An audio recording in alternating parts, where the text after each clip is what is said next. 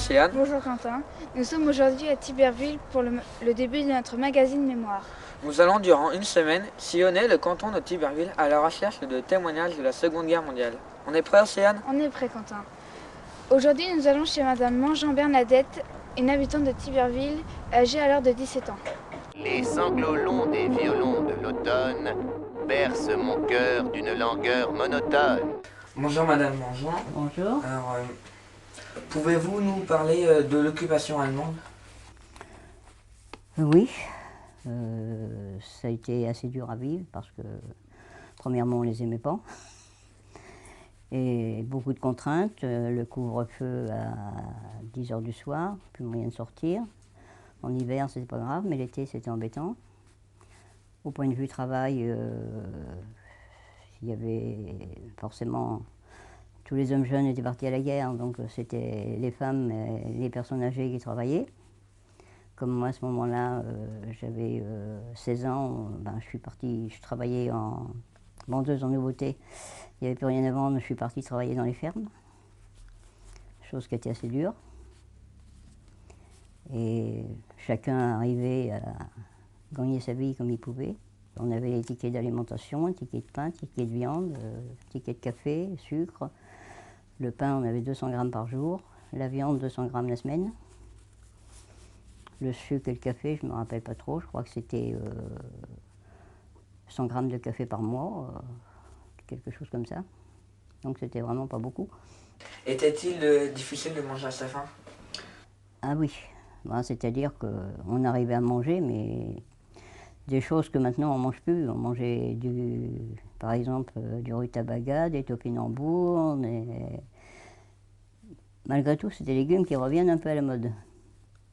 Mais à ce moment-là, tout le monde arrivait à obtenir un petit coin de terrain chez les cultivateurs pour pouvoir faire des carottes, des poireaux, des pommes de terre, des choux. On mangeait surtout des légumes, parce que c'était pas avec 200 grammes de viande la semaine qu'on pouvait manger beaucoup. Y a-t-il eu un exode important des habitants pendant la guerre? Ici, non, les habitants partaient le soir pour aller coucher en campagne.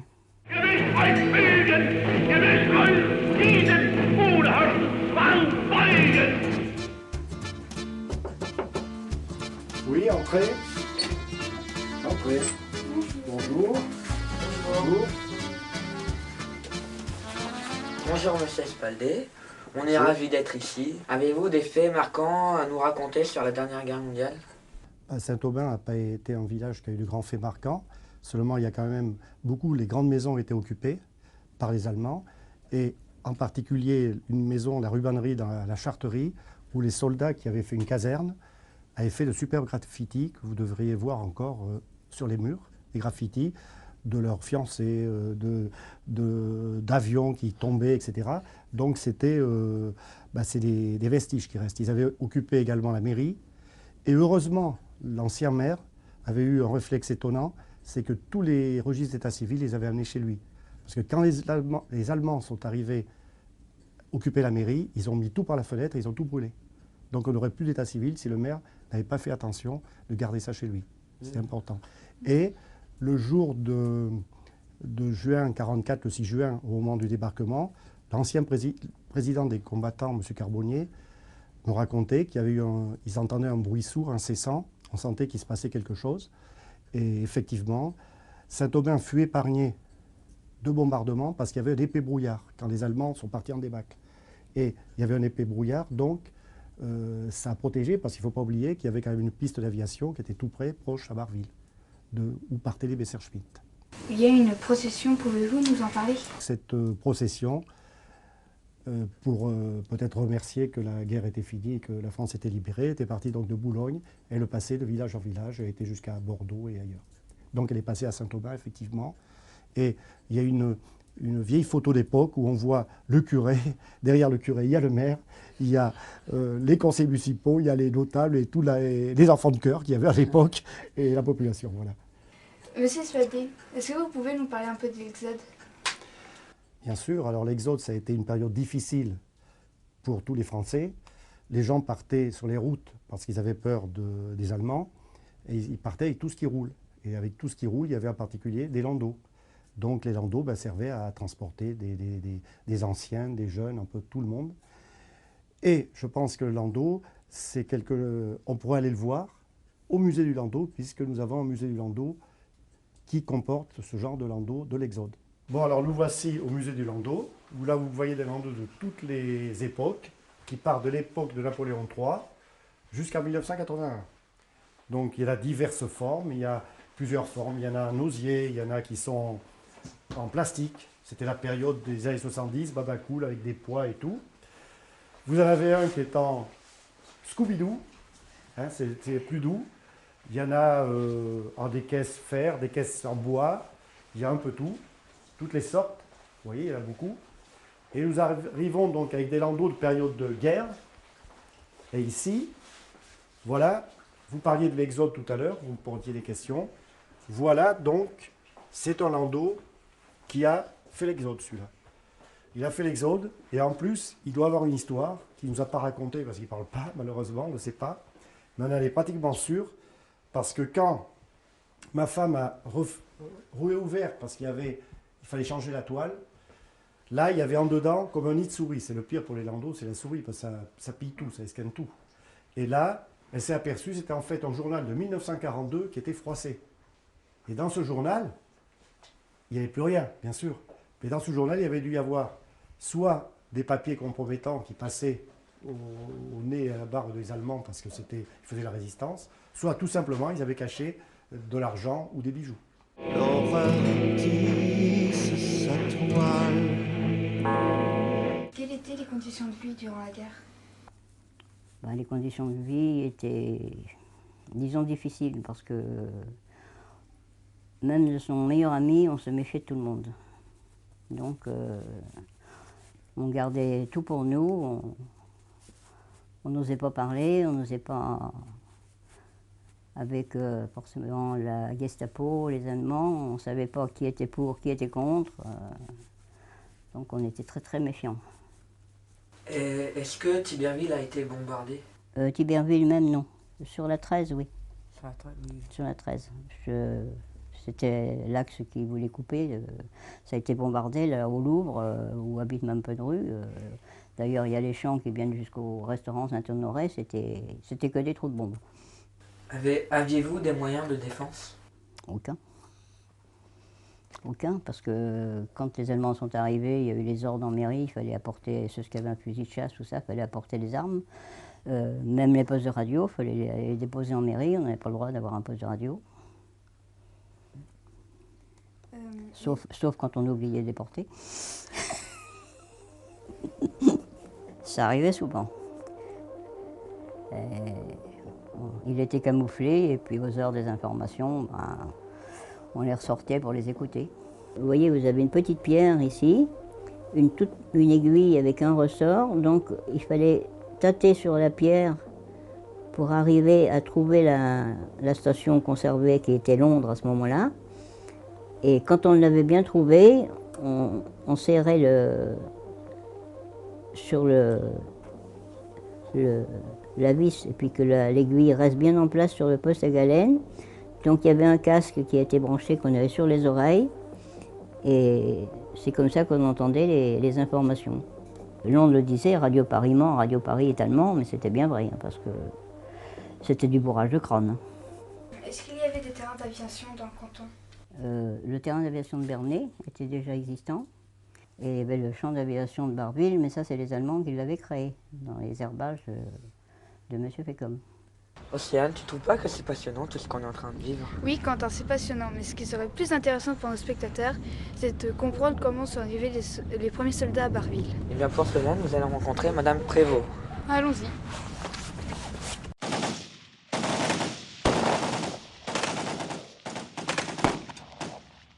Bonjour Madame Prévost.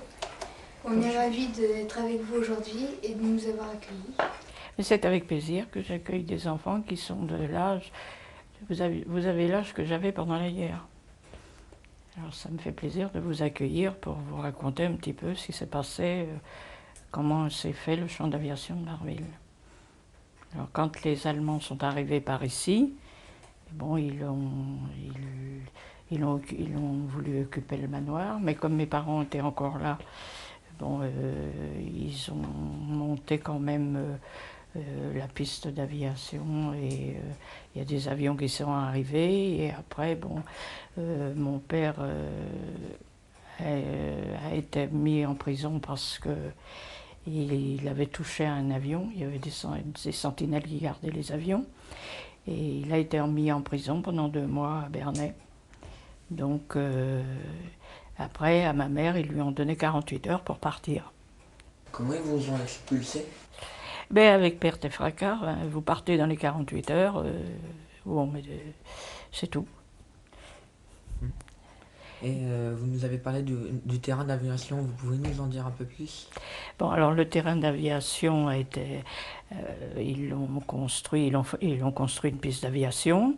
C'est en 1940, ça, 40, 41, et ils ont construit des hangars et des logements pour les pilotes. Et ils ont, bon évidemment, les avions sont arrivés, ils les avaient pas mis, ils les mettaient le long des fossés pour les camoufler, le temps que les hangars soient construits. Et il s'est construit vite l'aéroport? Jusqu'en 41 à peu près, en une année. À peu près une année. Et en 42, 43, il y a eu un hiver très humide et les avions ne pouvaient plus aller à la piste d'envol, ils s'embourbaient. Donc vers 43, le champ d'aviation, il n'y a plus d'avions. Était-ce un relais pour les bombardiers ou une base de frappe? C'était une base d'avions de chasseurs. Alors ils s'envolaient de Barville, il y en avait à peu près une dizaine, et ils s'envolaient de Barville quand il y avait un raid sur l'Angleterre. Alors il encadrait les bombardiers pour les protéger. Est-ce que c'est une base importante? Non, c'était pas très important. Il y avait des bases plus importantes. Trégueville était plus important, par exemple. Merci Madame Prévost. Merci. Mais merci de votre présence, parce que ça fait plaisir que les jeunes s'intéressent quand même à tous ces événements qui se sont passés. Alors, je vous souhaite bonne continuation dans vos... Allez, Merci, au revoir. Madame Prévost.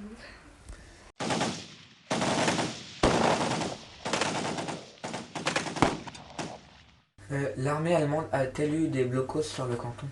Il n'y en a pas eu beaucoup quand même là, dans la région, parce que par là, on n'était pas loin de la mer, tout était conditionné sur le littoral.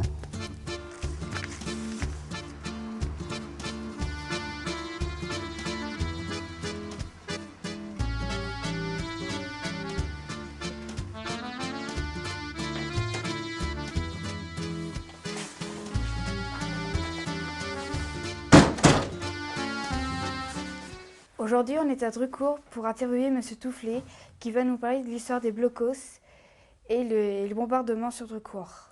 Nous allons aussi parler de la bombe retrouvée dernièrement à Drucourt. Allez, on y va. Bonjour Monsieur Toufflet. Bonjour. Pouvez-vous nous expliquer l'histoire du blocos et sa fonction durant la Seconde Guerre mondiale? Alors donc, c'était un blocos, une base destinée à des V1, ces fameuses fusées à réaction sans pilote. Elles étaient toujours lancées dans une direction voulue. On a trouvé dernièrement une bombe. Voilà. Connaissez-vous son origine? Alors son origine, mais elle était américaine. C'était un bombardement fait par les Américains qui avait eu lieu le 26 juin 1944 pour détruire cette base de V1 qui en réalité n'aurait jamais servi. Et savez-vous qui est venu la désamorcer? Alors c'est le service des minages français, bien sûr, qui est venu la désamorcer. Et ensuite, la bombe, une fois que l'amorce a été enlevée, la bombe a été conduite dans un camp militaire pour la faire exploser. Merci monsieur Toufflet pour votre accueil. Nous vous remercions de nous avoir acceptés. Eh bien, tout le plaisir était pour moi et puis je vous souhaite une bonne continuation. Merci beaucoup. Au revoir. Et bien maintenant, on va se retrouver la rue Paul Labbé où on va retrouver Madame Langean. Paris martyrisé, mais Paris libéré. Comment avez-vous été au courant de la libération? C'était des tracts qui ont été lancés par les Alliés avant qu'on soit délivré. Au débarquement, le jour que ça a débarqué, on se demandait ce qui se passait parce qu'on entendait un grondement sourd, mais on ne pouvait pas définir ce qu'on entendait. Et justement, par les informations, au 6 juin, on a appris qu'il y avait le débarquement sur la côte normande. Et jusqu'ici, ça faisait des vibrations. Comment avez-vous vécu la libération? C'était déjà la veille que Saint-Germain avait subi ces bombardements et tout pour la libération. Donc je pense qu'à l'heure qu'il était, les Alliés devaient déjà arriver vers le Planquet, sur Marolles par là-bas, puisqu'ils sont venus par Courtonne aussi, par là. La veille de la libération, moi je l'ai très mal vécu, parce qu'on a payé de fusiller. Alors, j'aimerais vous dire que dans ma tête, dire qu'on est si près de la libération puis qu'on va peut-être mourir, ça fait un drôle d'effet.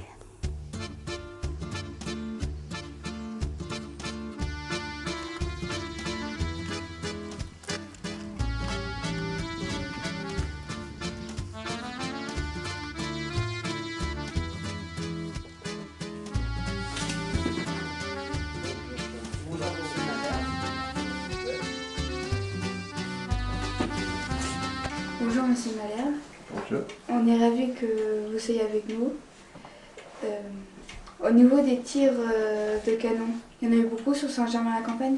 Effectivement, il y a eu beaucoup de tirs de canon sur Saint-Germain. C'était des tirs de canon qui provenaient de Canadiens, qui étaient au-delà d'Orbec, en haut de la côte de Livarot, sur la route de la Minière et puis de la Tuilerie. Et les obus tombaient à environ 3 mètres sur 3 mètres. Puis en voilà toujours une preuve. C'est la maison où je suis né. Et ça, la maison était le 23 août au soir, comme ça. Dans cette maison-là, il a tombé 6 obus, 5 qui ont explosé et un 6e qu'on a retrouvé dans la maison sans être explosé. Dans la tranchée, j'étais encore gamin, quand on a tous sorti le père Boutonnet, monsieur Boutonnet a sorti voir là-bas. Et il a dit, il y a les Anglais qui passent à pied sur la route. Donc tout le monde a sorti. Puis à ce moment-là, il est venu ce que mes parents croyaient des Anglais. Et il y en a un qui a parlé en parfait français. Il a dit, il y a des Boches là-dedans. Alors, il a dit non. Mon père est rentré. Il est rentré derrière avec une mitraillette pour voir s'il n'y avait pas d'Allemands cachés dedans. Et c'était difficile de vivre dans les tranchées? Les bombardements ont commencé vers les 6 heures le soir. Donc on est tous allés, même on est allé plutôt dans la tranchée parce qu'on entendait. Mais là on était assis et puis dans la tranchée il y avait du ravitaillement qui avait été prévu, quoi. Donc ça n'a pas été très... Moi je ne me souviens pas que ça a été très difficile, quoi. Mais enfin il est évident qu'on entendait les obus, le char qui a brûlé, là, pas le char, l'Abstract qui a brûlé, dont j'ai la photo là, qui a brûlé de... Et la libération pour vous, Monsieur Malherbe, je suppose que c'est un grand moment. Pouvez-vous nous en parler?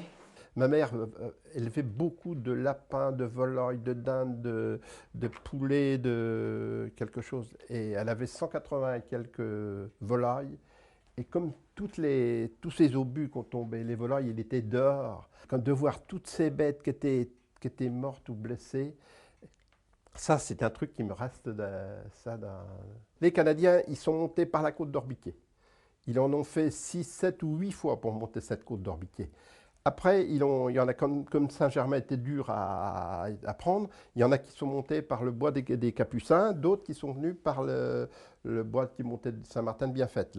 Il y a après, ils sont venus des Américains, des GI américains. C'est là que j'ai vu le premier noir, un grand noir américain avec leur calot et tout ça. Là. Il donnaient du chocolat, du du chewing-gum, que c'était la première fois que j'avais mangé du chewing-gum. Et puis, il y en a même assez qui ont même avalé le chewing-gum quand il n'y avait plus rien, parce qu'ils ne savaient pas qu'il fallait...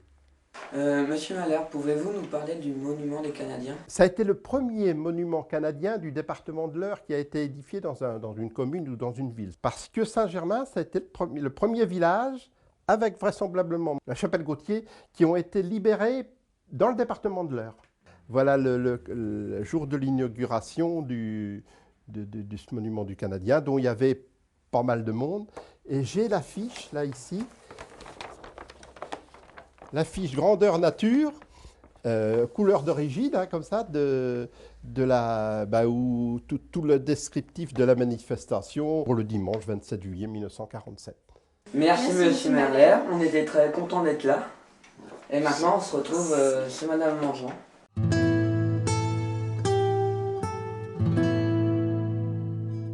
Est-ce que la guerre vous provoque encore des cauchemars? Maintenant, non, mais après la guerre, oui, longtemps. Craignez-vous que la guerre ne recommence? On ne peut jamais rien dire, malheureusement.